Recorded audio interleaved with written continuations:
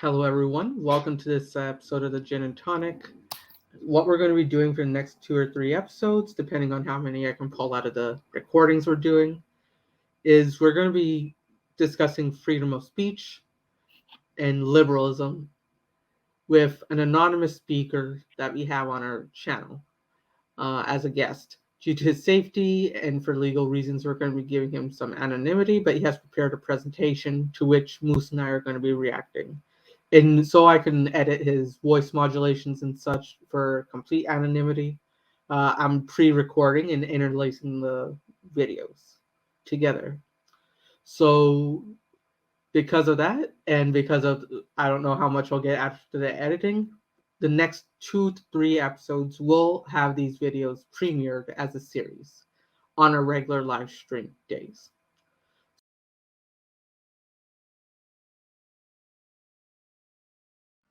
All right, so we're recording. The floor is all yours. Yeah. Well, thank you for having me at Gin and Tonic Show. A little bit about me, and I'm gonna reveal some information on the show I've never really revealed it to many people before. So I go by Dr. T. I work um, in the field of material sciences, and I was a Muslim who became an ex-Muslim who became went back to Islam. And I haven't really told anyone, or I haven't told too many people that.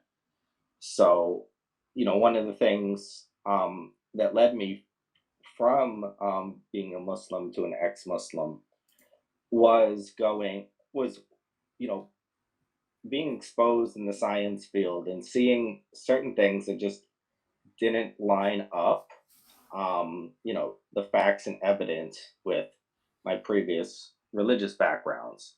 The two main things that um, really kind of did it in for me were um, the story of Dhul Qarnayn in the Quran, as well as the conflicts between, the facts of evolutionary biology and the standard Islamic narratives. They didn't line up.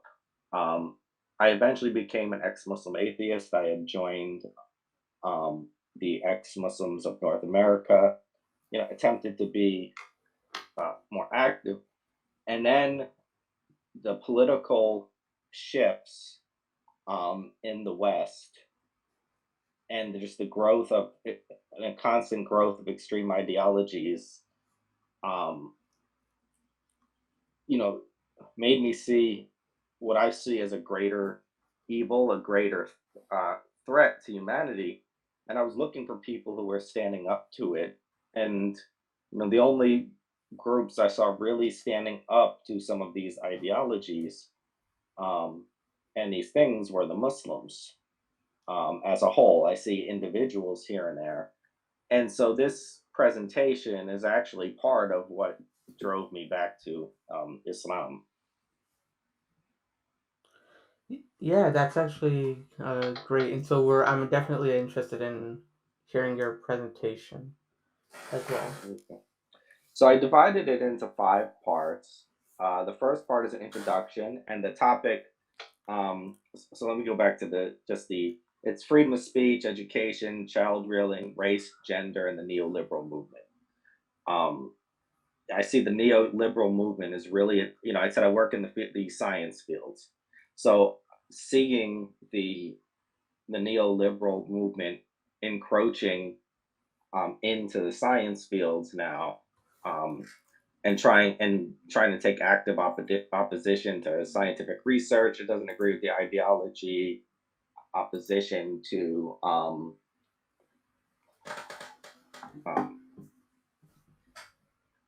yeah, it's set like etc. I mean, you'll see throughout. But the neoliberal movement is really what drove me back. And so I divide into 5 parts. First is the introduction. So you originally asked about freedom of speech. Um, so my presentation is going to focus more on the attitudes for free speech in countries where the numerical majority of people are of European ancestry. And I kind of look at it. divide into four categories: neoliberal, neoconservative, classical liberal, and classical conservative. In reality, there's a spectrum. Like, people usually don't fall in purely into one of these categories, but we have to start with somewhere.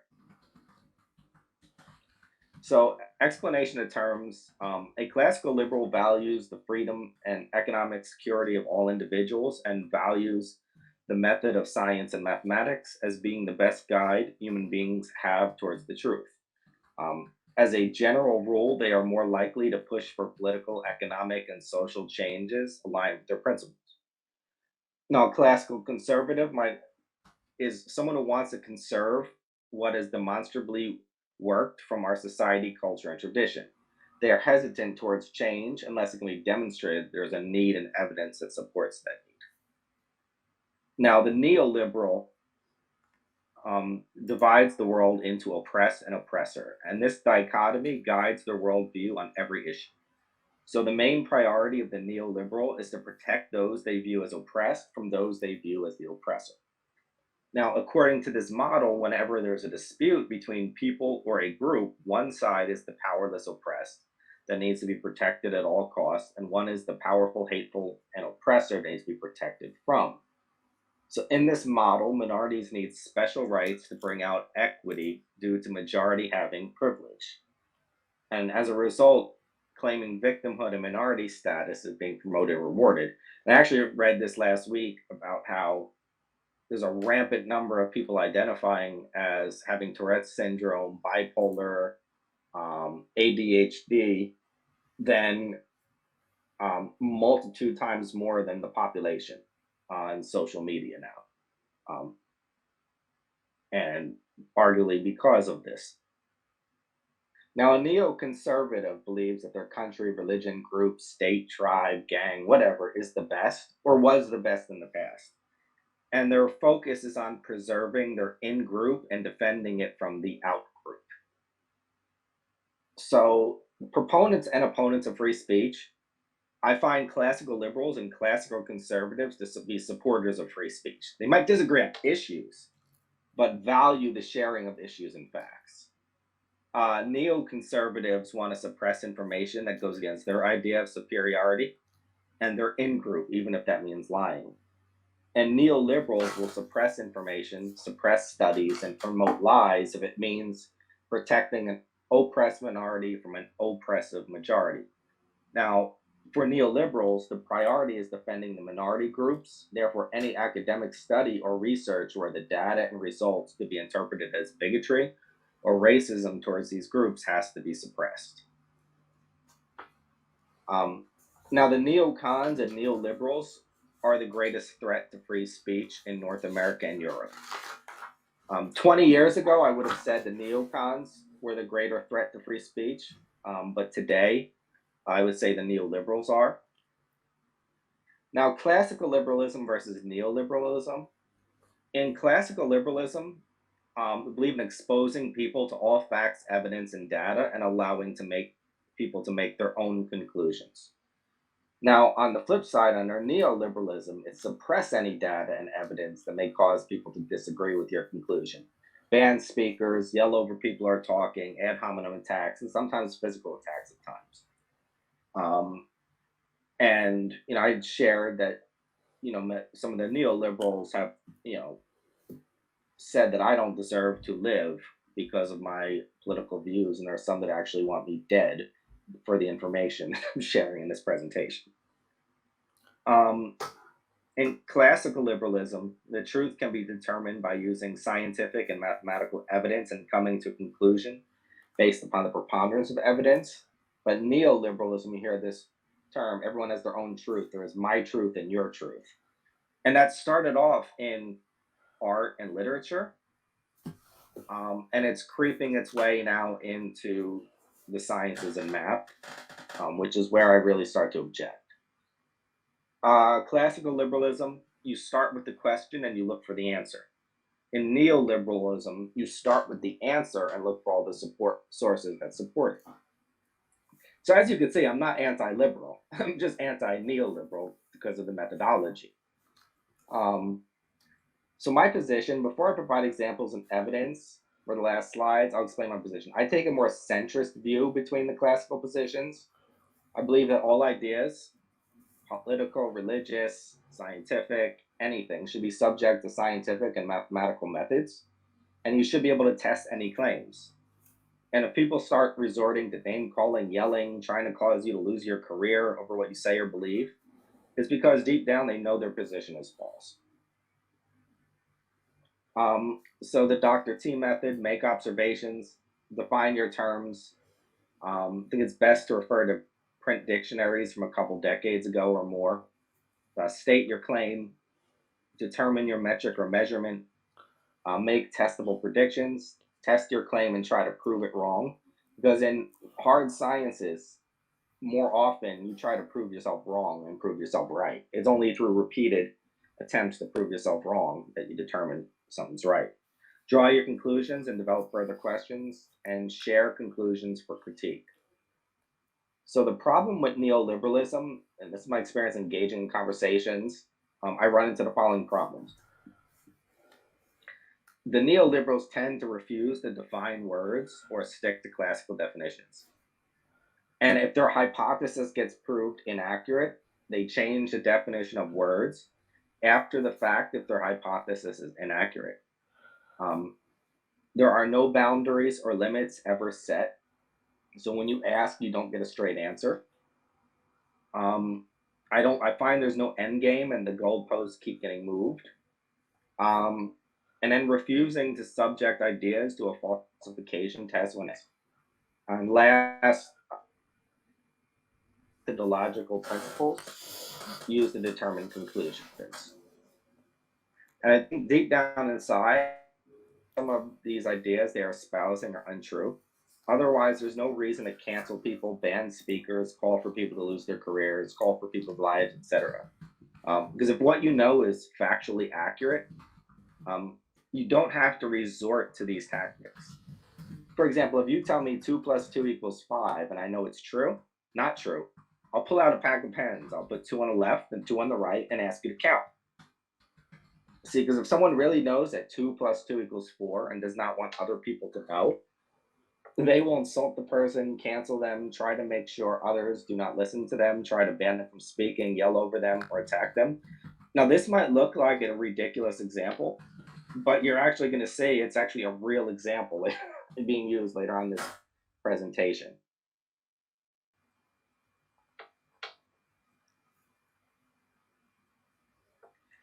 Um, so, neoliberals divide the world into two categories: oppressor with privilege and oppressed requiring equity and protection. So, whenever there is a disagreement, the oppressed is right. Um, on the next slide, I'll try to provide a table for this dichotomy. So, we see here the problems with neoliberalism. In there always has to be an oppressor and a privilege. So we have one side, it'll be a group called white, another side a group called black. Now this is not white and black are not specifically European and African descent, because in you'll find later on in the white category Asians are included in it and Dave Chappelle is included in the white category, and black is everyone who's not Asian, white, Asian, European, or Dave Chappelle. So then you have men and women. So if there's a dispute between men and women, the woman's right, she's the oppressed, and the man's the oppressor. Then you have the straight versus the two-spirit LGBTQIA plus. That the straight's the oppressor, and the other is the oppressed. Biological women, when they go against transgender women, the biological woman's the privileged group, and the transgender woman's the oppressed group. Adults and children. Adults the oppressor, children the oppressed. Detransitioners from the transgender movement are the oppressor privileged group. The transitioners are the oppressed group. And then when it's a battle between the transgender and the rest of the two SLGBQIA plus, the transgender is the I actually meant that in reverse. Now, part two, the education system. Neoliberal curricula and responses. So this section is going to discuss how the neoliberal approach to schooling and education and the response when questioned. So the three R's curriculum, which is being pushed in the United States of America right now. Um, and here are two links that have access to it. Um, one is straight from their website. Another is someone I know put together a list of lessons. The three R's curriculum. The majority of the lessons are scientifically based. However, there are some ideological driven lessons infused into the curriculum. So they might have 9 lessons and 10 lessons and 9 of them are fine, or 8 of them are fine, but 1 or 2 they'll slip in, and this is constantly throughout. So, for example, grade 1, the pink, blue, purple lesson teaches kids gender theory in first grade. Now, I personally witnessed a lesson where kindergartners were taught gender theory and read students' responses afterwards. Um, there were students who said, "I thought I was a boy before today's lesson. Now I'm not sure." Another said, "Now I realize I can be anything I want, and I want to be an alligator." A 5-year old went to public school, came out and identifying as an alligator. I read lessons from kindergarten in Germany that have students choose their gender on the first day of school. And if they say they are a gender does not conform to their measurable biological reality, they get celebrated, praised, and called brave, love bombed in front of the students who state that the gender matches their sex. However, on the flip side, if you state that your gender matches your sex, there is no praise, there is no love bombing, you're just who you are. Grade 5, there's a lesson called It's All About the Hormone, and this teaches the students how puberty blockers work, how to get them, but does not teach them the potential and harmful side effects. Thinking outside the gender box teaches students gender theory as if it is a fact, but the teaching conflicts with the conclusions of molecular biologists, molecular geneticists, evolutionary psychologists, etc., which is why we're starting to see pushback from the material sciences at some of the universities that were very supportive a few years ago because they were okay with the idea when people said, okay, gender is between the ears and, you know, sex is between the thighs. Um, Now there are movement to push that no, sex is all made up too. And this is where those at the colleges and universities are starting to push back. Grade 2, understanding our body lessons have, students memorize and label the details and diagrams of the male and female private parts that used to be part of like high school course now in second grade. Grade 7, I am who I am states that no one can choose preferences and orientation. But this ignores conflicting data, which suggests that preference and orientation can be determined by hardwiring, imprinting, situational. The example of there are people who are homosexual when they're in prison, but they're heterosexual when they're out of prison. And socialization, social contagion. The data indicates there are some people, roughly 5 to 10%, that are hardwired into their sexual preferences. Um, Many people can be affected by imprinting. So, especially if you were raped or molested by age 7, it it can impact your sexual preferences in adulthood as well as your sexual behaviors, promiscuity, and this and that. Um, you can read the book Sex at Dawn by Christopher Ryan, he's not anti LGBTQIA, he's very pro, but he deals with the realities, situational. I've known people personally that were gay in jail and straight when they're not. And then socialization, social contagion. When you see the numbers start to rise, where you see 40% of people under 18, you know, identify as a gender other than their own, numbers that throughout history never equaled that, not even close. If it went from 5 to 10%, that would still be within the range of hardwiring. It also states that people cannot choose their gender identity. Yet at the same time, other neoliberals state that we can not only choose it, but change it throughout the day. So within the movement, there is not even an agreement upon that. but yet it's being taught as fact. Um, there are other lessons where teachers are expected to teach graphic details that I do not want to say. I don't feel comfortable. And then, but I gave the links if anyone wants to go read them for themselves. The session 8 lesson teaches that students it teaches students to oppose teenage marriage in Africa, despite the fact that African cultures that practice teenage marriage have less HIV, less crime, and more economic opportunities compared to those who not. And education under classical liberalism was supposed to provide students with multiple perspectives on the issue and let them make up their mind, not give them an agenda to support. Chicago Public Schools. Chicago Public Schools took this one step further. In Chicago, teachers were trained to teach students that neither sex or gender were rooted in biology, not just gender. Um, they were taught that sex is a social construct as well. Now, this goes against the facts concluded in the hard sciences, including but not limited to biology, genetics, ethology, zoology, evolutionary ecology, and evolutionary psychology. We find Essex Westford School District in Vermont. In previous sex gender discussions, the neoliberal movement argued that men and women refer to gender perception and male and female refer to biological sex. Now, after the neoliberal movement got a number of people to agree with that idea, it has now moved to challenge the existence of biological sex. In Essex Westford School District in Vermont, they have now eliminated male and female from lessons on reproductive biology.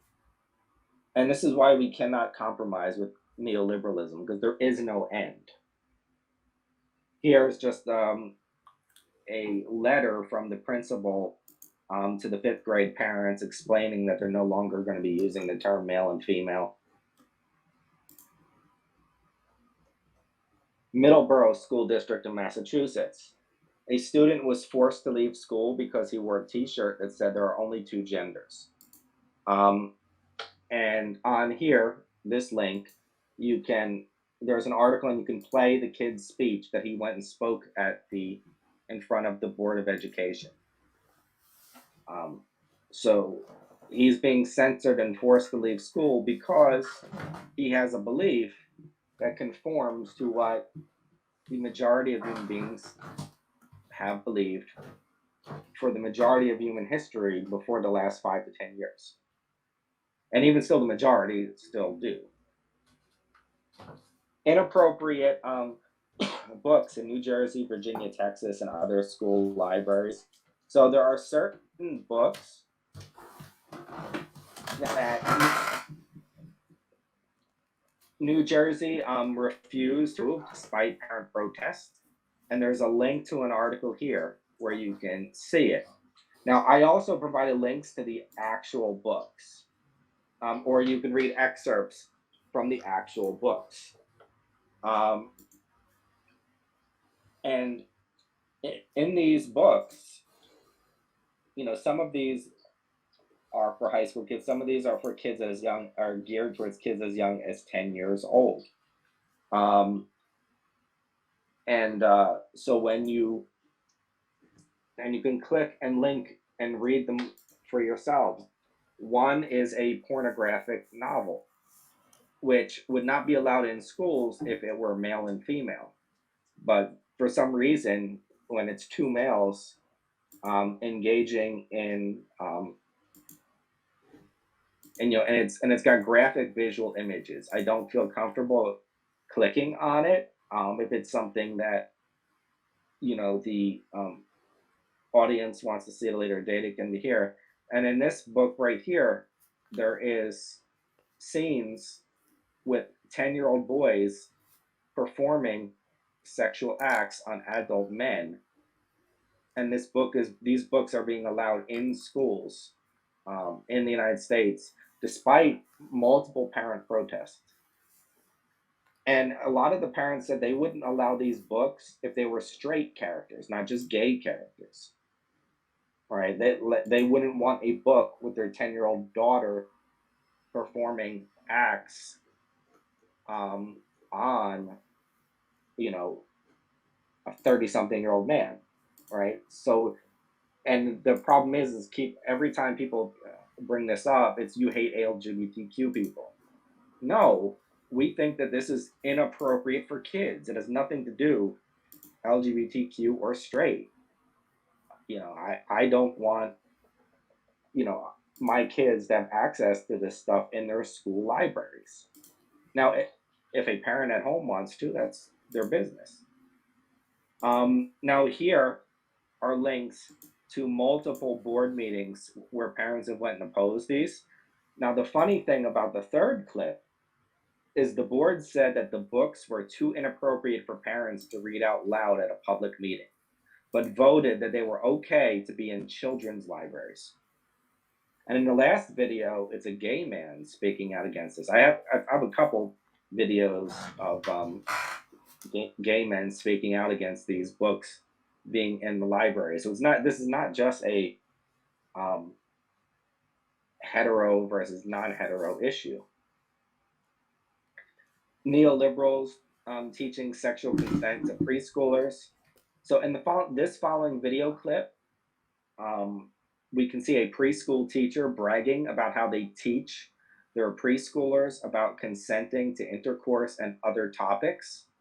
And there are many similar clips to this. Story time.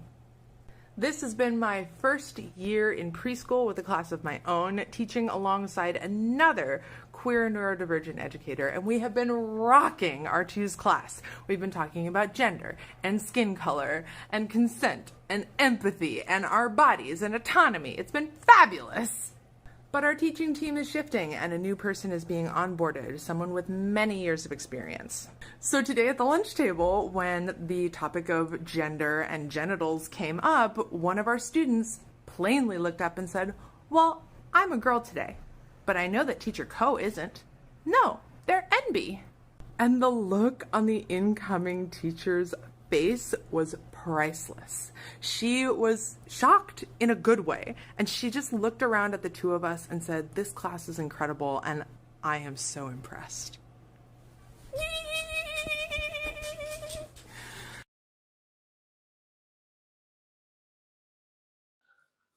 So the neoliberal response when confronted. So before showing them the evidence, this is what I always hear. This is not happening.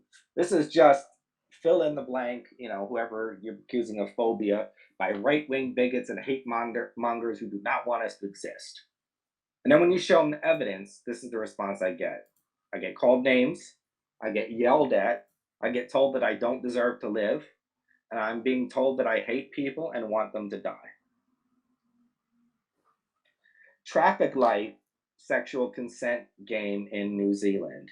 So in this case, you can see the example of Emma Simpson. And she was playing, so there's a traffic light game that is used to teach consent. It is now being used in New Zealand to teach sexual consent. So there was a case in a K3 school, so we're talking kids between ages 5 and 9, um, where they were playing traffic light on the playground at school, and the daughter came home with some serious mental health issues, depression, um, and told her parents of a certain act she did with a boy. Granted, we're talking 5 to 9 year old kids on a playground. The parents went and complained to the principal of the school. The principal of the school said, the children consented in the traffic light game. Now, I just want you to hear that the children consented, age 5 to 9. Adult shows for children in the USA. In December, there was a drag queen stripper show for children under 5 that parents brought their children to. Now, for a straight stripper show, one must be 18-year-olds to attend. All right. So in this picture, this woman is straight. It's a biological male identifying as a female who's transitioned, who's naked in front of kids. Um, Now, here's another. It's a stripper show designed for mothers and their babies. This is a transgender stripper show. Now, I don't care if it's a transgender stripper show. I don't think, children should be exposed to stripper shows. Um, and when I was growing up, and I'm not that old, you know, you had to be 18 to see this, not an infant. Now, granted, the parents are the ones bringing their babies, and it's their decision, but I'm opposed to it. Um, Now, adult shows for children ages 10 through 12. Now, this is one of the worst things I've ever seen. Um, it is, there's, I believe the show is called Simply Naked. There's a number of clips, but they had transgenders get naked in front of 10 to 12-year-old children. We're going to play this clip so that you could see, we're going to play a clip so you could see for yourself. Now, we've got some academia for you. What have we got here? This is pretty ghastly, to be honest. It's in Holland. It's a Dutch TV show, and I know it's Easter morning, but we have to show you this because this is what's going on in the world. Some children on a TV show forced to watch transgender individuals naked. What? Have a look. Welkom bij Gewoon Bloot. In Gewoon Bloot gaan volwassen mensen geheel uit de kleren, zodat wij er wat van kunnen leren. Deze kinderen uit groep 7 en 8 mogen aan hen alles vragen over hun blote lichaam. En vandaag hebben we als gasten transgenders. Het gaat echt om het gevoel wat je van binnen hebt. Ja, en dat... Nadat je een operatie hebt gehad. Anne-Chris, hoe voelde dat? Ken je het woord euforisch? Nee. Oké, dat is echt heel blij. Echt heel... Now, before people state that you would not oppose this, that these individuals were straight, hetero individuals. No, I spoke out against, when I was attending the mosques, I used to speak out against the characters of Val Venus, The Godfather, D-Generation X, and other inappropriate shows that were being spread amongst kids in the 1990s. So I'm not doing it for one group and not the other. If I think something is sexually inappropriate for elementary school age children, I don't want elementary school age children exposed to that, whether it's gay or straight. Punishing a whole school system for one team disagreeing. So a mid-Vermont Christian school girls basketball team forfeited a game due to the fact that they would not play against a team with a biological male because they feared for the safety of their players. As a result, the Vermont Principals Association not only refused to allow the girls basketball team to participate in the league moving forward, but all MVCS sports teams are no longer allowed to participate in any sports this year. So a boy running spring track, running the 100 meters, is no longer allowed to participate in the 100 meters spring track because of the stand that the girls basketball team took. Now, when I have these conversations with those amongst the neoliberals, I get told, you're lying, this is not happening. And then anyone who says it is gets insulted, named. But once you actually show them, they cancel you, name call you, scream at you, campaign to get you banned, campaign to get you fired, or even try to physically attack you. The intention, according to the worldview, is to support the oppressed from the oppressor, which in this case is the 2S LGBTQIA plus from the straight community. But their methods are to sneak, lie, then attack if caught. Part 3, attacking parental rights. Attempting to remove parental rights. So there's currently a bill in Congress that would allow DCPMP, Child Services in the United States, to take a child away from their parents if the parents refuse to allow them to change gender. So on the Joe Rogan show, Tulsi Gabbard stated that she went against the party line and opposed it. And it is one of the contributing factors to her leaving the Democratic Party. And we see here Jeanette Cooper had to agree to never see her child again, just to keep her from getting a sex change at 10 years old. Um, and I have the case of Luna Younger. I believe that's a Canadian case, where the father was incarcerated, for not, I believe, not calling his daughter his son or son his daughter, not, and I believe the child was 10, refusing, to call the child by the pronoun, own child by the pronouns, was incarcerated for that.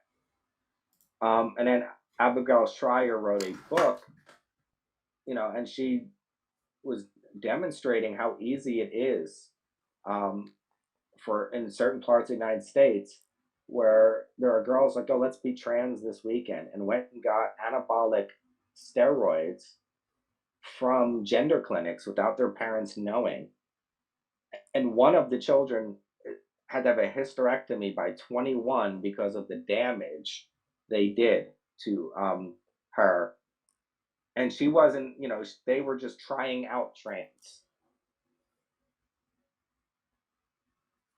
Um, Parents losing rights in Sweden. In Sweden, the Child Protective Services, have taken thousands of children from the parents.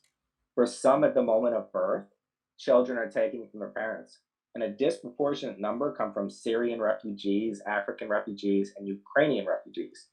So at first, I kind of found this a little unbelievable. So I actually went and read the Swedish law. And in Swedish law, your kids can be taken away from you if you spank your child, threaten your child, um, like even threaten punishment.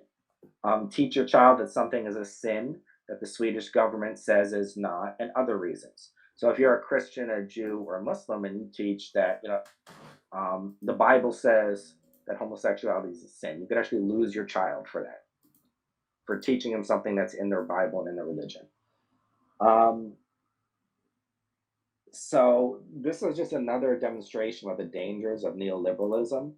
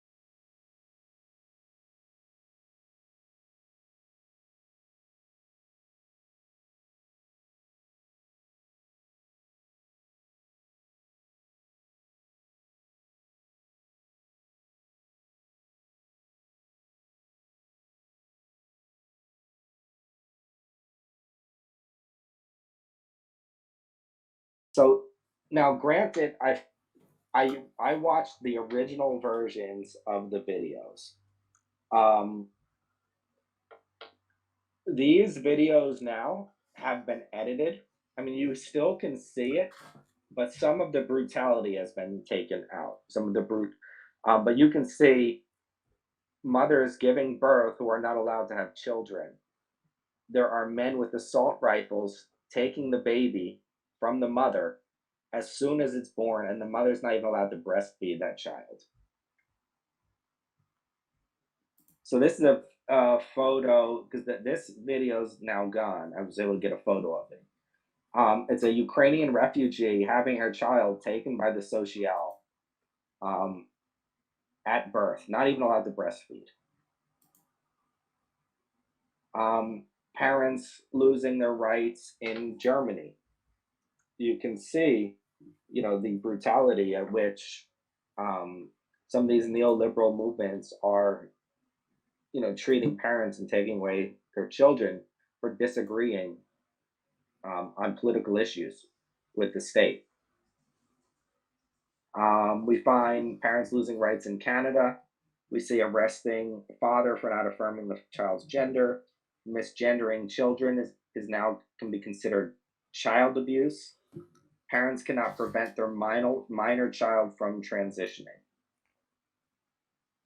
Now, part 4, we're going to be looking at New Jersey, USA. Because I from the tri-state area. I've lived in New Jersey, lived in New York, um, and so right now in New Jersey, the display items in many of the Somerset and Middlesex County libraries are 2S LGBTQIA books year round, and most are in the sections for kids ages 0 to 7. Now, in the past, display books were related to the seasons and popularity. So, for example, during Pride Month, you would have, 2S LGBTQIA. During Women's History Month, women. During African American History Month, African American, Hispanic heritage. But now, all year round, it's LGBTQIA. Um, in some NJ libraries, and this is not to, say we hate the community, but we do have a question mark. Why, you know, all year round? In some NJ libraries, almost every week we went for story hour, and it was a two S LGBTQIA plus story every week. Um, there are classrooms in schools that have replaced the American flag with the rainbow flag, and I've seen this. And in some classrooms, both flags are there, but the rainbow flag is bigger.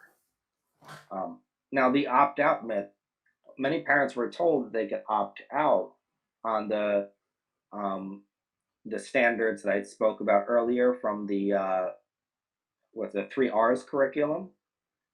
But come to find out, you can only opt out if those lessons are taught in a health and physical education class. But if the school district puts those same lessons in the English class or the social studies class or the math class, you can't opt out. Um, and the United States Constitution guarantees freedom of speech and freedom of religion. So employees of publicly funded schools must take an oath to uphold the Constitution before taking the position. So there's a charter school in Newark, New Jersey. It advertised on LinkedIn. So if you find it, you can test this claim. At the moment, that will not allow anyone who does not put their gender pronouns on the application to apply to that school. Now, the mainstream view for members of the Orthodox Muslim, Jewish, and Christian faith, they don't believe in gender pronouns. The bulk of the Orthodox believe in conventional language. So, therefore, members of these faiths are discriminated against in employment in violation of the United States Constitution. Now, the neoliberals keep saying that there's no agenda. When we see all this, we ask questions. If there is no agenda, why is this so pervasive and everywhere? Um, the majority of Americans do not oppose your rights. So, what is the purpose of all this? And why do all of these issues appear to be aimed at people ages 0 to 22?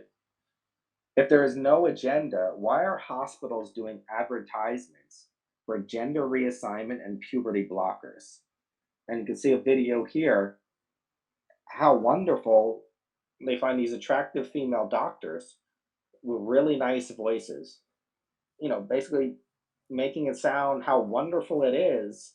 We could just pause your puberty if you're 9 years old and you're thinking about, I'm not really sure if I'm a boy or girl. We could just give you medicine and pause it, as if that there's no potential harm from that. We are told we are hate mongers who just hate people and want to see them killed for even asking the question. Then we are threatened, our jobs, our lives, etc. Um, and then there are gay organizations that have stood up and said the same thing. They stated that they fought for rights, but the current movement is trying to promote a lifestyle. It's almost impossible to fire a public school teacher for incompetence. Go ahead and try and you'll find out. But it turns out it's very easy to get one fired for thought crimes. Until recently, Peter Vlaming taught at a high school in West Point, Virginia, but he was recently fired. Why? Because he refused to use male pronouns to refer to a biologically female student. He didn't use female pronouns. Instead, he just used the student's name, avoiding pronouns entirely. For that, he lost his job. Peter Vlaming joins us along with his attorney, Sean Foyles. Thank you both very much for coming on. So, Peter, the first question I think in most people's minds is going to be, did you in some way insult the student? Were you cruel to the student? Was there something untoward that you said to the student? Not at all. Not at all. I love and respect all of my students, including the student in question. And I did everything I could to accommodate the student's new identity. Yes. I used the new name. I avoided feminine pronouns. Yes. But male pronouns were a bridge too far. But I did everything in my power to accommodate and show respect towards this student and this student's choices. So you never attacked the student or said, I disagree with what you're doing, or made the student, belittle the student or anything like that? Not at all. And it's not my place as a public school teacher to give my view on that subject. I'm a French teacher. I teach French. People fired over not using pronouns. Teachers and doctors are being fired from their jobs if they do not use pronouns. Other people's jobs are being called for, and people are being discriminated against on a belief that has been refuted by many scientists. And here I have videos of scientists making the argument against. These are either the ones where the teachers are losing their jobs or the scientific. I can't recall them, but I have both on here. Last attack, and this is the most important to me, is the attack on science and math. As I told you, science and math is what originally drove me from Islam to atheism, but the neoliberal attacks on science and math drove me away from the ex-Muslim movement, drove me away from and back to Islam, because I've seen this happening so much. So the issue of minors, the prefrontal cortex for long-term decision is not developed until age 25. And here's peer-reviewed research demonstrating that. Neoliberals are advocating for children to be able to make complex decisions that affect the rest of their lives as young as 3 now. Commercials came out in Massachusetts and Pennsylvania advertising puberty blockers to prepubescent children. They also advertised on their website. After the backlash, they were taken down. And after they were taken down, the claim was this was not true and it's just right-wing propaganda. However, the advertisements were preserved on YouTube. And then a children's hospital in Texas was illegally providing puberty blockers to prepubescent minors and caught admitting this on camera. We do have patients who are starting as young as 8, 9. Okay. So we do have folks on the younger side. So, and I can say from here as well, there's a lot of our folks at our clinic who are on the autism spectrum as well. So we take a few different types of patients, and there is not a wait list currently for our gender patients.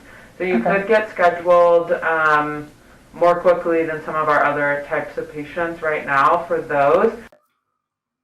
Physicists, philosophers, and other academics set out to prove that in the field of grievance studies, women's studies, gender studies, and race studies, that any study could be made up and published in their peer-reviewed academic journals, as long as it agreed with the neoliberal narrative. They did experiments where they made up fake studies and got them published in journals and praised. Afterwards, they exposed what they had done, and you could read about the SoCal affair and the grievance studies affair here.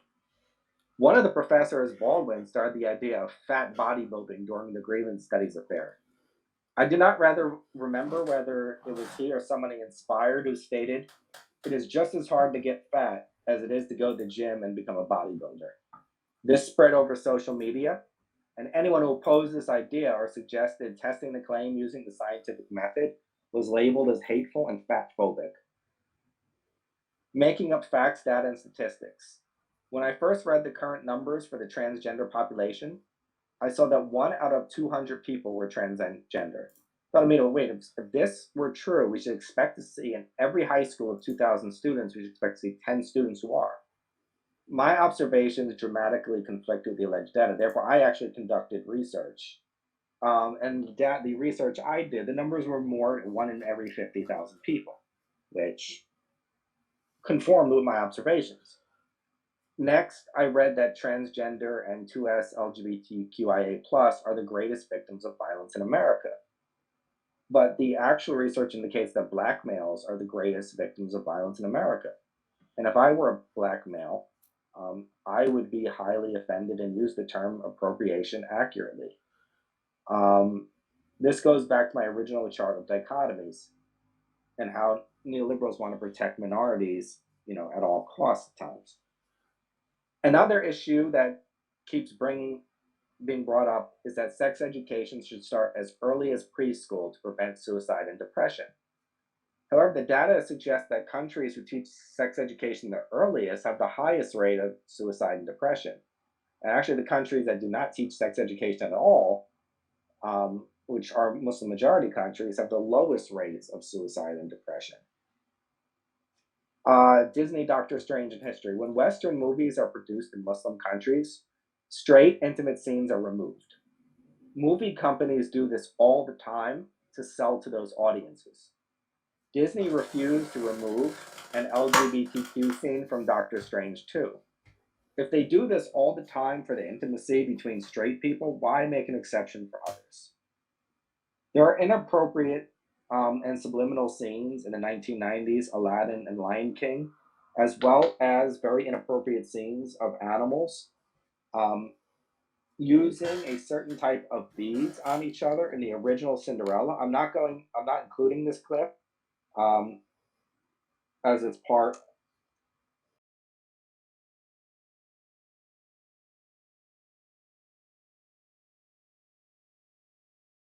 Leave me alone. Down, so how's our little bow doing? Look, a mouse. Come on, good. Can you just take off? Down, can you? Wait.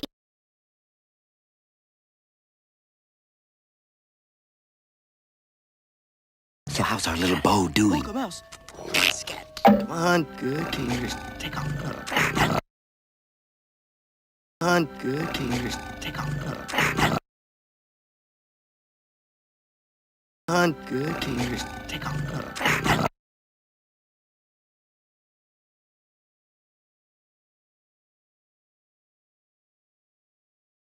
On good, can you just take off? On good, can you just take off? On good, can you just take off?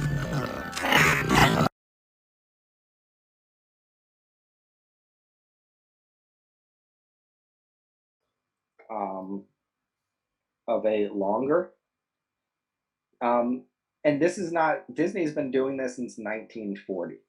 So in the original Pinocchio tavern scene, a character says that they steal stupid little boys and bring them to Pleasure Island. And they go there as boys. Well, it says they don't come back as boys. The implied meaning is they come back as men after engaging in sexual acts with adults.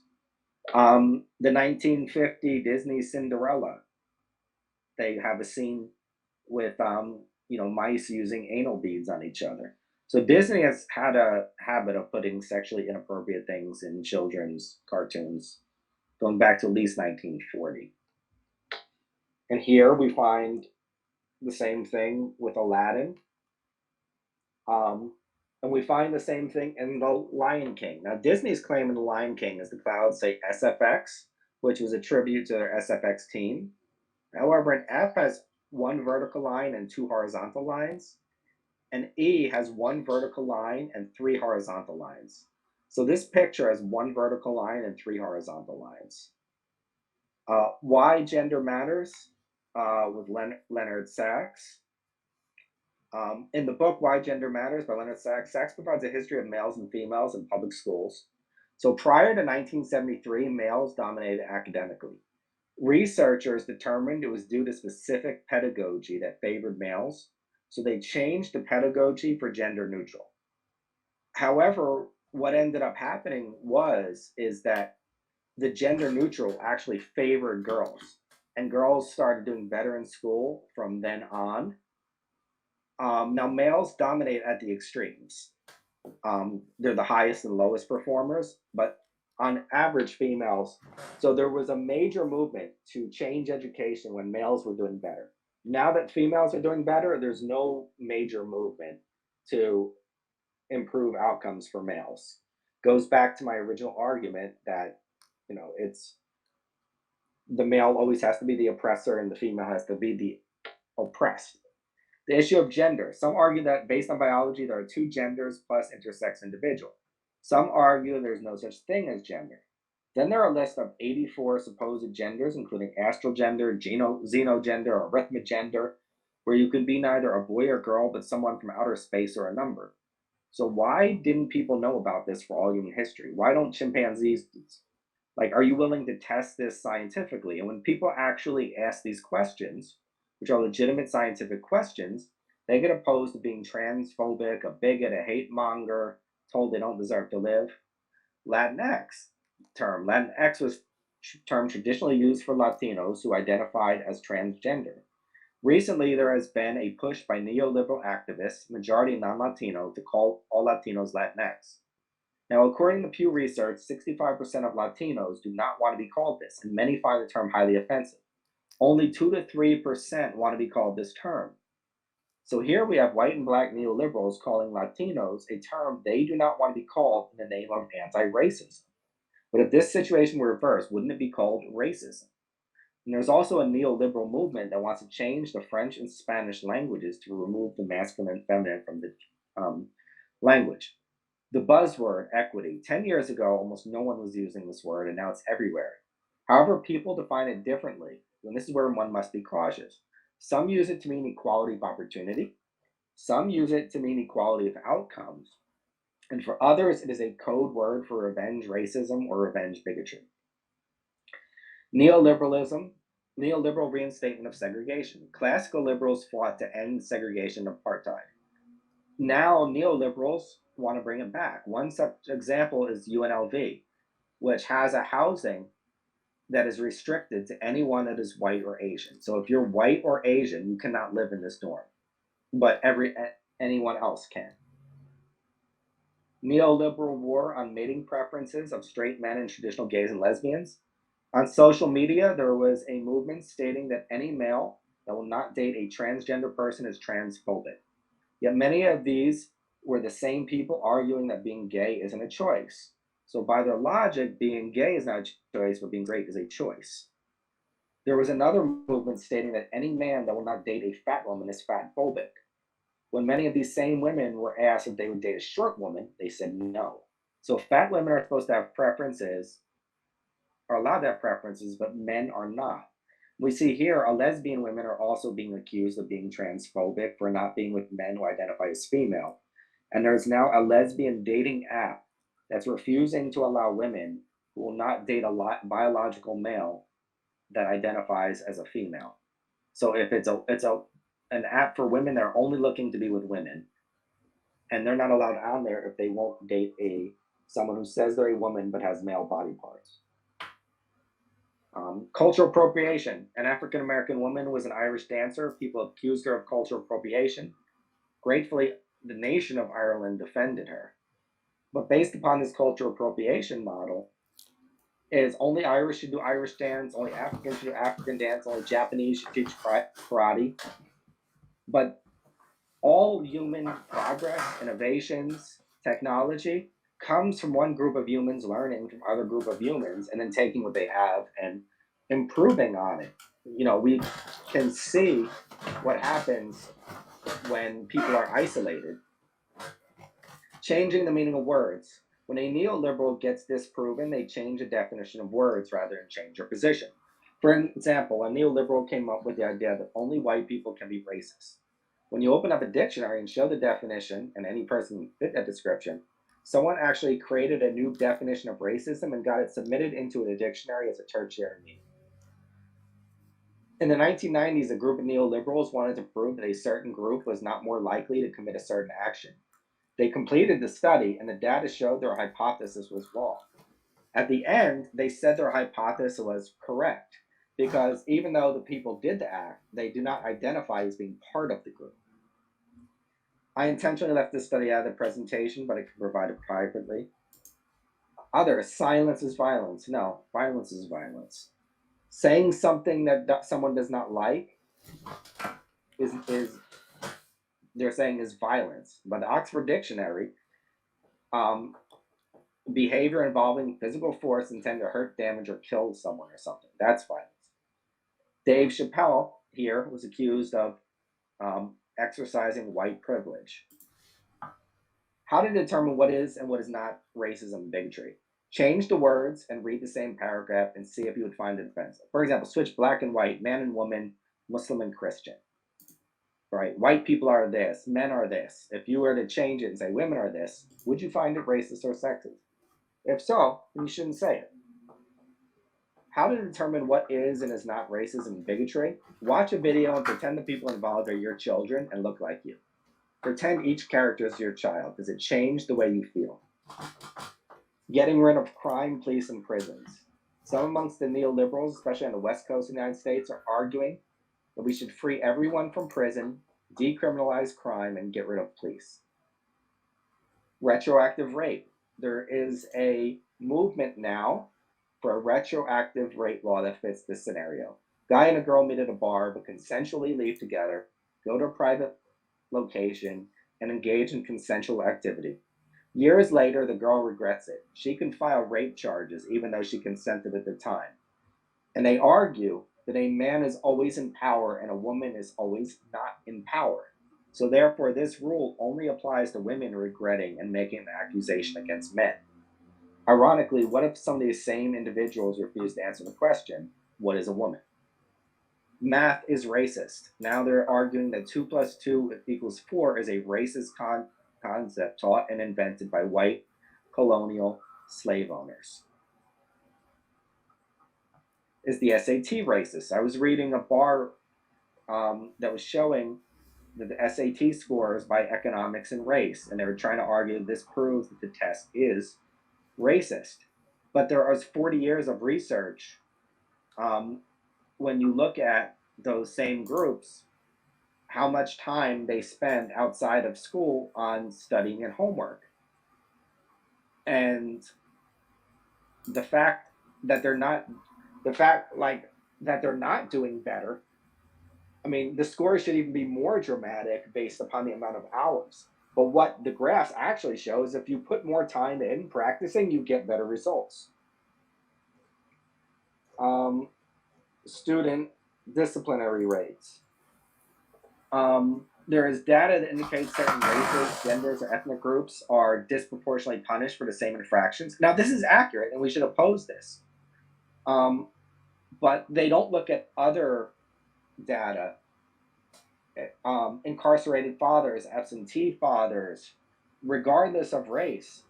If you have, so the racism in the system needs to be imposed. But we also we can't jump to race for everything. We need to look at other statistics. Incarcerated fathers in communities, absentee fathers in communities. Because regardless of race, if you have an incarcerated father or absentee father, the statistics are against you. Real racism versus fake racism. So racism does exist. The incidents at Bridgewater Mall, Sesame Place, Chuck E. Cheese, South Carolina police shooting, disproportionate drug searches against individuals with no criminal record, Minnesota policing statistics, etc., all examples of racism that people face.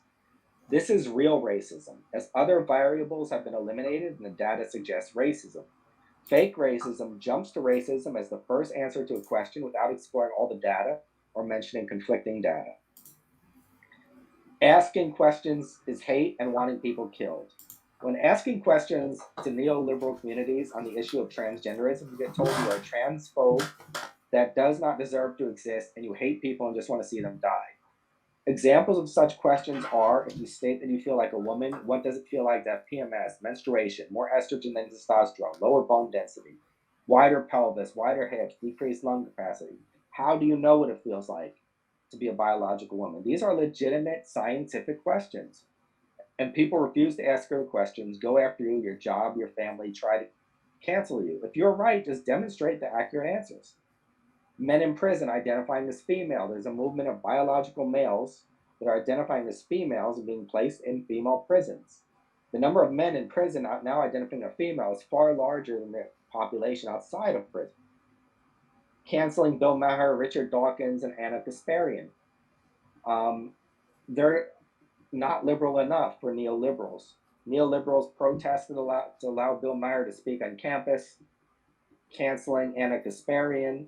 Richard Dawkins was canceled for his views expressed in articles on the following page. So here are Dawkins' articles on postmodernism. Detransitioners vilified. Detransitioners who regret going through medications and surgeries are speaking out. They are reporting not being appropriately educated by doctors about the potential harms. They have regrets. The neoliberal community have vilified these individuals, have silenced them, called them names, and made it hard for them to come forward. There are multiple videos of these individuals speaking on YouTube, and this is their common theme. Now, statues have been erected to Kinsey, no pun intended, Alfred Kinsey. He is being celebrated at university as a hero. He oversaw unethical experiments on children and infants. Read his book, especially Table 84, and listen to the testimony of his victims. The minor attracted persons movement. The latest movement is called MAT for minor attracted persons. They are arguing that they are born that way and looking for acceptance. They do not have mainstream acceptance yet. However, all of their arguments have mainstream acceptance. They argue that they're born that way. They argue that love is love. One argument is that if minors can consent to puberty blockers and gender reassignment and traffic light, they can also consent to relationships with adults. Kinsey argued that children are sensual. He used another word, beings. Another argument is that kids can choose to change their gender, then they have the mental capacity to choose love, right? So their arguments are mainstream, even though they're not mainstream yet. And then Joseph Nicolosi Jr., who has 100 plus years of research in his family for helping adult males who struggle with sexuality. California, ironically, allows them to practice, but many states disallow reparative therapy for consenting adults. We're not talking about, conversion camps for 16-year-olds. We're talking about 35-year-olds who say, you know what, I don't want to do something anymore.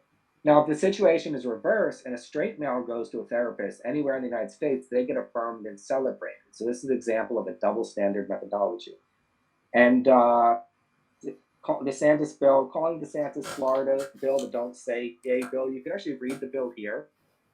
Nowhere does it say anything similar. It says this: classroom instruction by school personnel or third parties on sexual orientation or gender identity may not occur in kindergarten through grade 3 or in a manner that is not age appropriate or developmentally appropriate for students in accordance with state standards. So my conclusion, humans can disagree without hating each other. A married couple I know disagree over how to load the dishwasher, but they don't hate each other. Disagreeing over political issues is not hate and does not mean that you want to take people's lives away. I'm willing to change my mind on any issue applying the Dr.T method.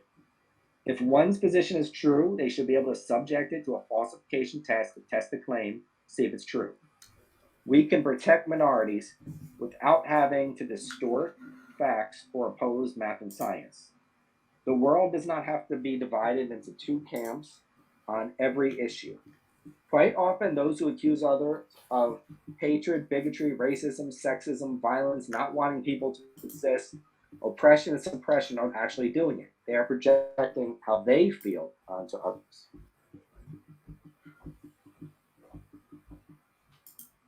All right. Thank you so much for your presentation, Dr. T.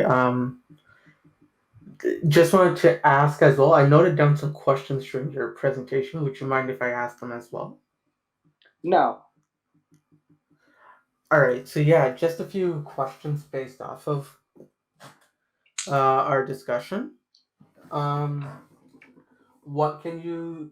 I don't think it was 100% clear. Or I don't know if you mentioned it in your presentation or not completely, but can you differentiate between a classical liberal and a centrist? I don't think we had that exact separation. So a centrist, you're kind of in between a classical liberal and a classical conservative.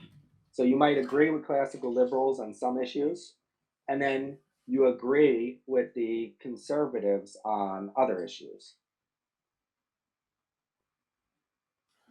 Yeah, so nice that we have that differentiation because I get called both a centrist and a classical liberal. So it's one of those things where if you know that if we can put out that definition, and like you mentioned about neoliberals giving you threats, neoconservatives give me threats as well, death threats. So we have that both us in common. Oh, you disappeared for like 30 seconds. So I didn't hear the second question. The second question is The last just question I say. heard was the difference between a centrist and a classical liberal. So I was just saying that you mentioned that neoconservatives. So I was just saying that neoliberals you said neoliberals wanted you dead with like death threats.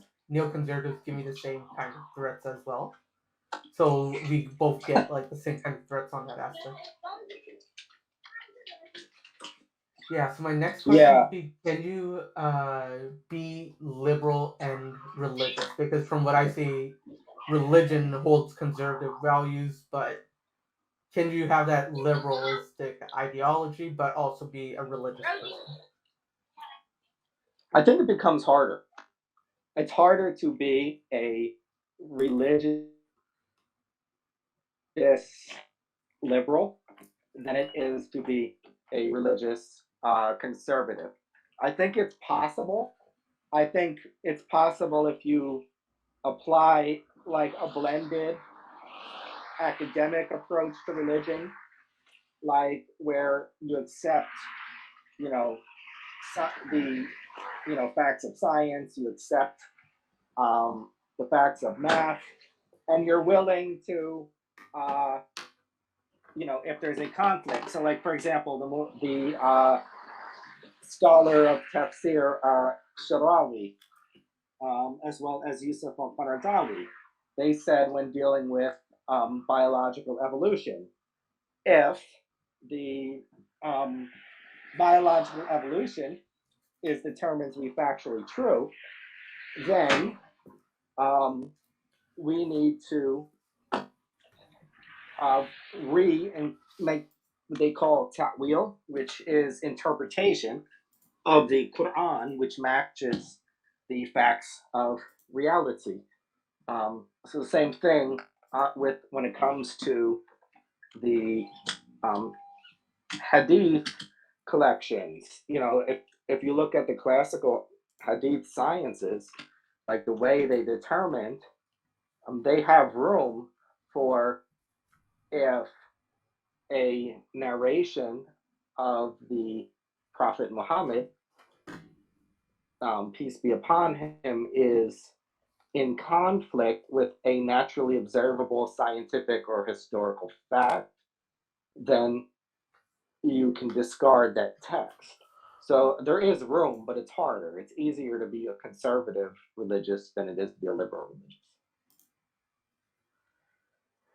Yeah, my next question, because we are also an Islamic channel, I wanted to ask you about free speech and Islam here. How does Islam view the concept of free speech, especially with a religion having its own blasphemy laws and such? And what are the limits of free speech, if any at all? So that's a great question. But before I answer, I just need a little more information from you. Sure. So what is your definition of free speech? My personal opinion is I'm a free speech absolutist, but in terms of a journalistic point of view, I cannot insinuate a legal crime of the country. For example, I cannot tell you to kill someone, but I have the freedom to tell you that the person that I'm opposed to is wrong. But I cannot tell you to kill him or rob him. Okay. So, because that actually, uh, because how depending on how we define free speech, it makes my answer a little different, right? So, um, because one of the things I believe is every place in the world has free speech and limits on free speech. And then the culture, so every place in the world considers some speech to be harmful or potentially harmful. Um, and so each country defines that a little differently. So the blasphemy laws, um, in Islam are due to the fact that, or I would say majority Islam, because there is a minority position that has a different layers of blasphemy laws, but they see blasphemy as harmful to society, just like you know in the United States, if you yell fire in a movie theater, it's considered potentially harmful. So, Islam has limits of free speech, but not the same limits on free speech. I mean, different. I mean, some might be similar, some might be different. Yeah, and because you're from America and I grew up in America, I think I would probably feel most comfortable using the American definition, which I believe from Britannica, the actual definition is freedom of speech is the right, as stated by the First and 14th Amendment to the Constitution of the United States, to express information, ideas, and opinions free of government restrictions based on content. Uh, and with that as well, that goes against some of the incidents that happened recently as well, from an Islamic standpoint, as well with Salman Rushdie getting attacked, which is a famous one that we covered as well. So maybe if that narrows it down a bit for you as well for a response, I'd love to Yes. hear your opinion So on it. yeah. So I would say um, with the legal definition of free speech, as laid out in the American Constitution, um, America provides a lot more um, opportunities on average for free speech than um, I would say uh, it's hard for me to say the Muslim world because the Muslim world is huge. Like it goes from Yeah. Indonesia to Singapore to Malaysia to Pakistan to the Middle East to Africa, and so in some you know it might.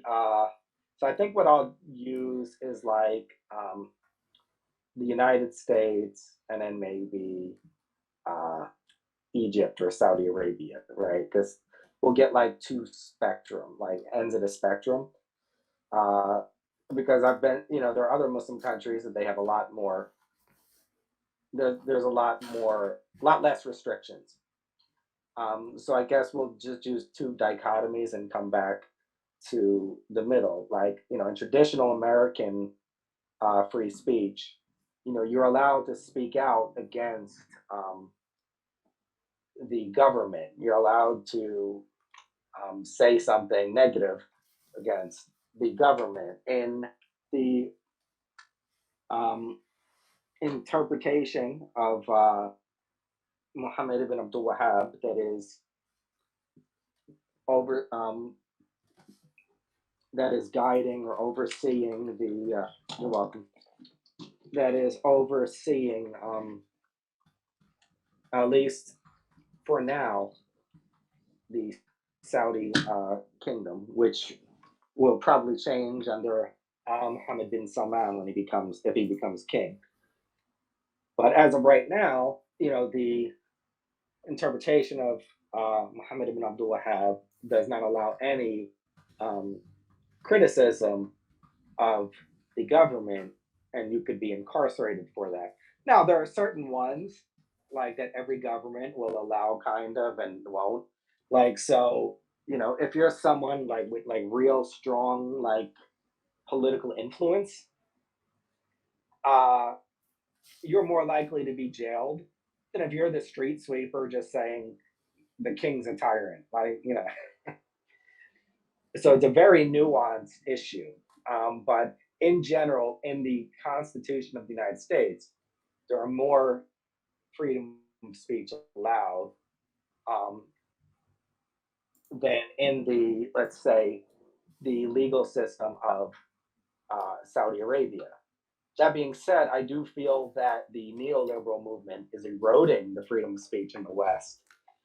And I think that the Muslims being exposed to the classical liberalism and classical conservatism is allowing more free speech to start to appear in the Muslim world. It's a very it's not a black and white answer. I know people like black and white answers. Yeah, then maybe I can frame it in more of a question that can you resort a black and white answer. Whether you agree or disagree with, I use Salman Rushdie as an example because he's the biggest one out there. But whether you agree with him or not, I think you and I both agree that the attack on him is wrong. Yes. Yeah. And I think that brings it to that brings us to that common point of saying we both are for freedom of speech. Salman Rushdie definitely has the right to publish satanic verses, but no one else has the right to attack him for publishing that. So I agree, though I do have a one caveat. Okay, and my caveat is this, right? So if I travel to Qatar tomorrow, and I know that Qatar has certain rules, things I'm supposed to say, things I'm not supposed to say, and then I go and do it, like I have to deal with the consequences if there's a law on the books, right? Like, so when I was going back to why I was opposed to in New Jersey not allowing people to apply for certain jobs if they don't list gender pronouns is because the United States has a constitution which says you have freedom of religion, right? So because it has a book that says it, the law is opposing the book. I mean, the not the law. The actions are opposing the law, the legal system. So I do think that you know, while I do think that that's the case, I also do know that if I go to another country and they have different laws, I'm going to try to respect the laws of that country and not say, well, I'm an American here now. You have to revolve your culture around me because I'm here. Like, you get what I'm saying? Yeah, I get what you're saying. And would you also on the Western people going to Qatar, they should follow that, but shouldn't also people from a Muslim background who lived under Sharia when they come to a Western because what Salman Rushdie said, he didn't say it in Qatar. He said it in Oh yeah, yeah, yeah. London, No, I think right? So Salman yeah, Rushdie. Yeah, I I sup- I condemned, publicly the attacks on him. yeah. Um, which is also why I got annoyed when people were saying no Muslims, you know, uh, publicly condemn the attack on Salman Rushdie. I know I did. I know there were those who did. I think those that are getting paid, to be Muslim, like that's their job. They're Muhammad Hijab Ali Daba. I'm not naming names, but people whose finances are tied to them being a Muslim are going to be less likely to take positions that will hurt their polls. Yeah, just like in a my politician. yeah. It's almost like a politician with lobbies, right? Where it's hard to convince a man whose salary depends on something to not use that product, right? Yeah. Um, and I guess it's part of the reason, like it's one of the reasons that I'm glad that I am that my income is not based on religion or politics, because I feel it allows me to be more of a genuine human being. For sure, and it's one of the reasons why we're so diverse on Gin and Tonic as well, because I don't get outside of the checks that Israel's supposed to send us according to certain dollar, we don't get anything. Yeah. The Um, and I like, and here's the thing.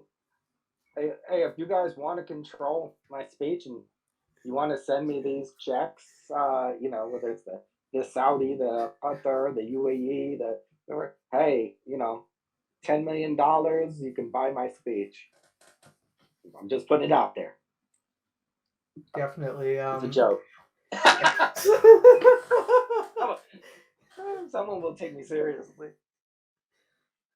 Oh yeah, you can't make a joke these days. But my last final question would be, on the topic of, let's say, something like Islamophobia. Moose and I, or my co-host Moose and I, constantly say that Islamophobia is probably a bogus term, but the accurate term is Muslim bigotry. So you can't be bigoted towards an individual Muslim, but there are certain people, for example, let's say someone who is gay, would probably, for lack of a better term, shit their pants if they hear Sharia is going to be implemented tomorrow. So, what would you say, in terms of free speech, what would you say that difference? Would you agree with that differentiation, or do you have any comments on it? So I'm gonna say I partially do, partially don't, and here's why I partially do. So on the surface, yes, I agree. Anti-Muslim bigotry is a dislike of people of Muslim descent. Islamophobia might be a fear of an idea. And I don't even like the term phobia, because phobia is fear. I think that there should be one for dislike, or or a strong contempt or disgust, of an idea. But I also look at the fact that um, all these different, like, so you have the term anti-Semitic, which is applied to anyone who disagrees with any political action of the Israeli government, um, which I disagree with that term. You have the term homophobia, which is labeled on anyone who um, does not necessarily agree with whatever the gay community is saying at the time. And you have the term transphobia, which is morphing every day. You can't keep up. But it's like, now if you won't date a person who's trans, you're transphobic. If you don't believe in pronouns, you're transphobic. If you don't believe that every single person who says they're trans is trans, you're transphobic. Like, and if you don't believe in everything that comes out of the community's mouth, like, so I find that a lot of these terms are shutdown words. So I think that if we're going to go the anti-Muslim bigotry, we have to be consistent and say anti-Jewish bigotry, anti-homosexual bigotry, whatever bigotry, as opposed to changing the Islamophobia for Muslims, but allowing homophobia, transphobia, anti-Semitism to still be the terms. Like, I think we got to be consistent either way. For sure. So that's the questions from my side. Um, and then what I'll do is I'll cut. So I'll end the recording. I'll edit in Moose's responses as well to each of the slides. I'll play the videos that you mentioned. I noted them all here. And I'll send you both Moose's responses and this video after I end the recording. You'll be able to download. You just stay in the studio for like 2 or 3 minutes, and you'll be able to download the video as well, the raw video. And then if you want to edit it yourself or you want to put your own responses or whatever and put it up on your channel, you'll also have it for when you want to do it. Okay. Yeah. And yeah, so I'm driving, so I don't know if I'll be able to download it. But if you just wanted to like share a link to the video, For like I sure.